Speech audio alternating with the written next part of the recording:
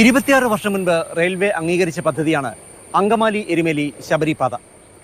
കാൽ നൂറ്റാണ്ടിലധികമായി കാട് കയറി കിടക്കുന്ന പദ്ധതി എന്ന് വേണമെങ്കിൽ വിശേഷിപ്പിക്കാം.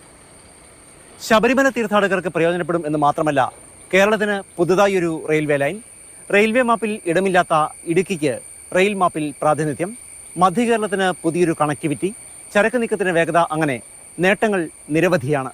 111 കിലോമീറ്ററാണ് അങ്കമാലി ശബരി റെയിൽ പാതയുടെ ദൈർഘ്യം. നമുക്കിപ്പോൾ കാണാവുന്നത് പോലെ അങ്കമാലി മുതൽ എരുമേലി വരെ അതിനിടയിലുള്ള 14 സ്റ്റേഷനുകളാണുള്ളത്. ഈ 14 സ്റ്റേഷനുകളാണ് ഇവിടെ സൂചിപ്പിച്ചിരിക്കുന്നത്. അങ്കമാലി, കാലടി, പെരുമ്പാവൂർ, ഓടക്കാലി, കോതമംഗലം, മൂവാറ്റുപുഴ, തൊടുപുഴ, വാഴക്കുളം, കരിങ്കുന്നം, രാമപുരം, ഭരണങ്ങാനം, ചെമ്മലാമറ്റം, കാഞ്ഞിരപ്പള്ളി, എരുമേലി എന്നിങ്ങനെ 14 സ്റ്റേഷനുകളാണ് അങ്കമാലിക്കും എരുമേലിക്കും ഇടയിലുള്ളത്. ഇതിനായി വേണ്ടി വരുന്നത് 416 ഹെക്ടർ ഭൂമിയാണ്.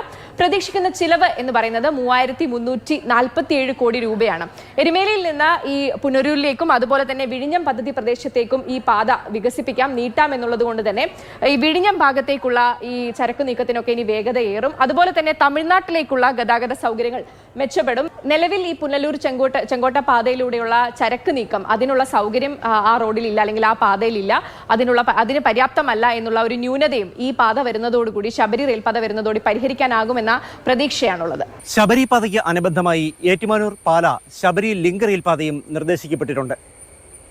മലയാറ്റൂർ, ഭരണങ്ങാനം ശബരിമല തീർത്ഥാടകർക്ക് ഈ പാത അങ്ങേയറ്റം പ്രയോജനകരമാകും. കേരളത്തിൽ പ്ലൈവുഡ്, അരി, റബ്ബർ വ്യവസായ മേഖലകളിൽ കൂടിയാണ് ശബരിപാത കടന്നു പോകുന്നത് എന്നത് ഈ മേഖലകൾക്കും അങ്ങേയറ്റം ഗുണകരമാകും. അടുത്ത മാസം ഭൂമി ഏറ്റെടുക്കൽ തുടങ്ങുമെന്ന പ്രഖ്യാപനം നടപ്പാകണം എന്ന് മാത്രം.